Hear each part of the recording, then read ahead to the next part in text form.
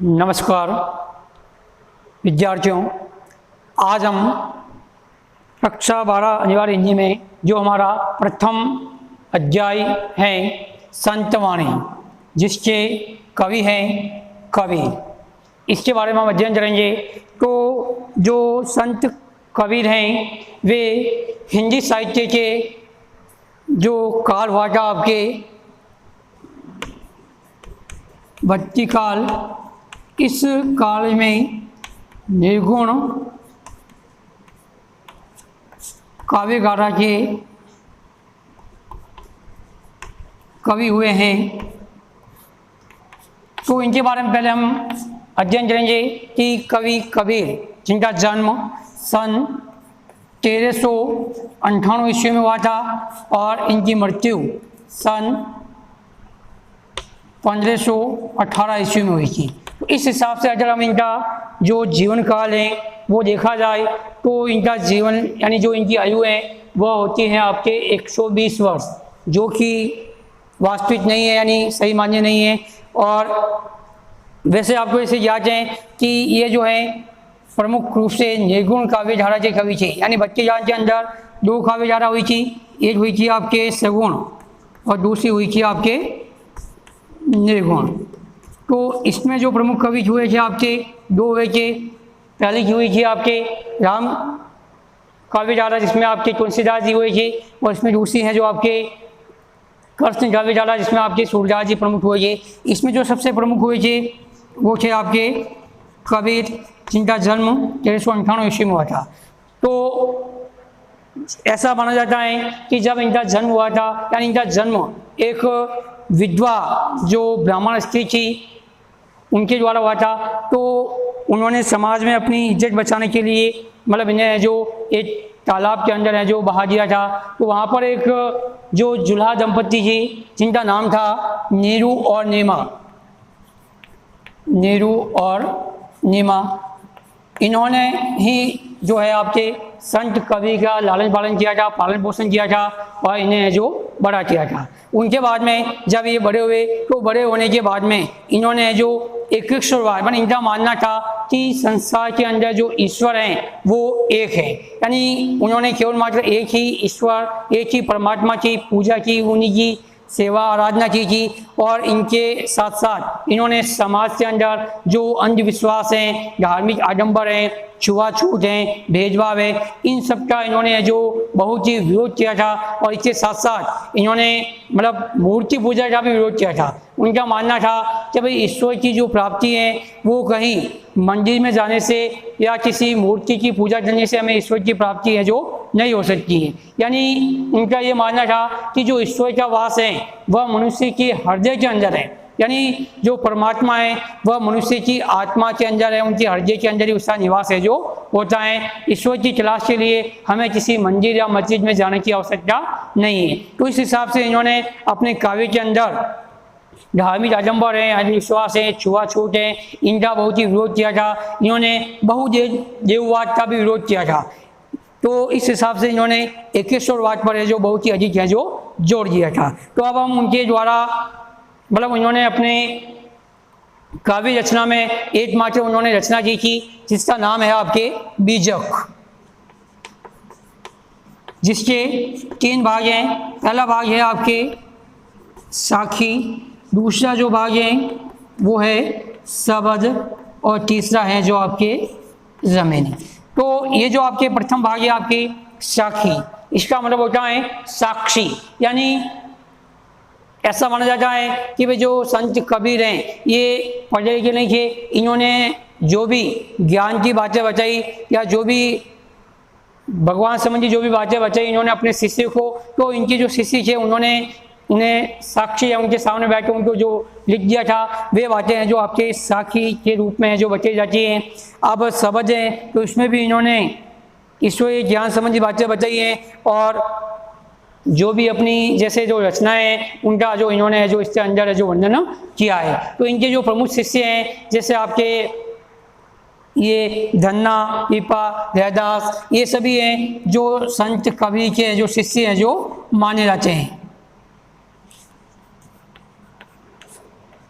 संत पीपा,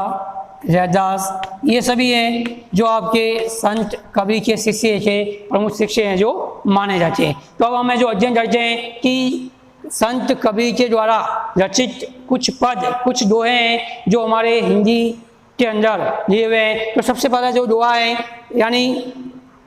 त्याग तो ऐसा कीजिए सब कुछ एक ही बार, सब प्रभु का मेरा नहीं निहंचे क्या विचार। यानी इसमें कवि कबीर ये कहना चाहते हैं कि मनुष्य को अपने पास में जो कुछ भी दौलत होती है, जो कुछ भी है, उस सब का एक ही बार में मतलब त्याग कर देना चाहिए, दान है जो कर देना चाहिए। तो संत कबीर ये कहते हैं त्याग को ऐसा कीजिए सब कुछ एक ही बार, यानी मनुष्य को अपने मन में ये सोचते हुए कि भाई उसके जो भी उसके पास में जो धन दौलत है वह सब कुछ ईश्वर की ही देन है, यानी ईश्वर के द्वारा ही प्राप्त की गई है। तो उसका त्याग है, उसका दान है जो ये सोचते हुए कर देना चाहिए कि भाई उसके पास में जो ये मोह माया है, जो माया है वह ईश्वर ने उसे दी है और वो वापस ईश्वर की दी हुई वस्तुएं हैं जो दूसरों को अर्पित है जो करता है। तो इसमें संत कवि ने यह विशेषता बताई है, यानी मनुष्य को त्याग करते समय उसके मन के अंदर जो परोपकार की भावना होनी चाहिए, यानी स्वार्थ की भावना जो नहीं होनी चाहिए। परोपकार की भावना रखते हुए उसे हमेशा जो त्याग है जो करना चाहिए। उसे ये सोचना चाहिए कि वह जो कुछ भी दान दे रहा है वह दान दी गई वस्तु ईश्वर के द्वारा दी गई वस्तु को ही वह दान है जो कर रहा है। अब जैसे जो दूसरा पद है वह है सुनिए गुण की वार्ता ओ गुण लीजे नाही, हंस क्षीर को कहत है नीर सो त्यागे जाए। यानी इसका जो प्रसंग है, यानी कवि कबीर इसमें ये बताना चाहता है कि मनुष्य को अपने जीवन में मतलब सदैव दूसरों से जो सद्गुण होते हैं, अच्छे गुण होते हैं, उन्हीं को जो हमें ज्ञान करना चाहिए। अवगुणों को कभी भी अपने जीवन में जो नहीं उतारना चाहिए। यानी कहने का मतलब क्या है, सुनिए गुण की वार्ता, यानी मनुष्य को हमेशा पहले जो भी दूसरों से जो भी ज्ञान अर्जित करते हैं पहले उस ज्ञान के बारे में उनके बारे में उनका मूल्यांकन करना चाहिए कि भाई जो ज्ञान वह दूसरों से ग्रहण कर रहा है वे गुण सद्गुण है या नहीं है, या अच्छे गुण है या नहीं है। यानी जो अच्छे गुण होते हैं उनको स्वीकार करना चाहिए, और जो अवगुण यानी जो अवगुण होते हैं उन अवगुणों का वजह उसे कभी भी अपने हृदय के अंदर, अपने मन के अंदर स्वीकार है जो नहीं करना चाहिए। ठीक उसी प्रकार से जैसे जो हंस एक ऐसा पक्षी होता है जो दूध और पानी यानी जल के मिश्रण में से दूध को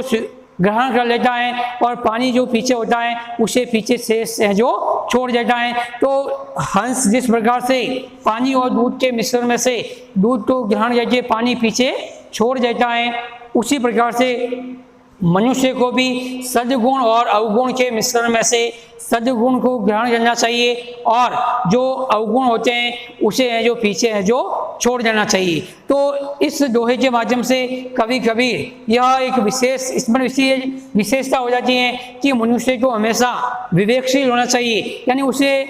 ये ज्ञान होना चाहिए कि भाई वह जिन गुणों को ग्रहण कर रहा है वे गुण यानी उनमें से सद्गुण कौन से हैं और अवगुण कौन से हैं। तो उन दोनों के मिश्रण में से जो सद्गुण होते हैं उन्हें ग्रहण करना चाहिए और जो अवगुण होते हैं उन्हें है जो छोड़ देना चाहिए या उनका त्याग है जो कर देना चाहिए। अब हमें जो तीसरा पद यानी तीसरा दोहा जो देखते हैं, छोड़े जब अभिमान को, अभिमान का मन जो अर्थ होता है वह होता है अहंकार। सुखी भया सब जीव भावे कोई कछु कहे मेरे ही निज पीव। यानी इसमें संत कवि हमें ये बताना चाहते हैं, मतलब ये कहना चाहते हैं कि अगर मनुष्य के जीवन में से एक बार जो अहंकार है वो चला जाता है या अहंकार को बाहर निकाल दिया जाता है तो उसके बाद में उसके जीवन में जो परम आनंद की प्राप्ति हो जाती है, परम शांति की प्राप्ति है जो हो जाती है। तो कभी कभी क्या कहते हैं,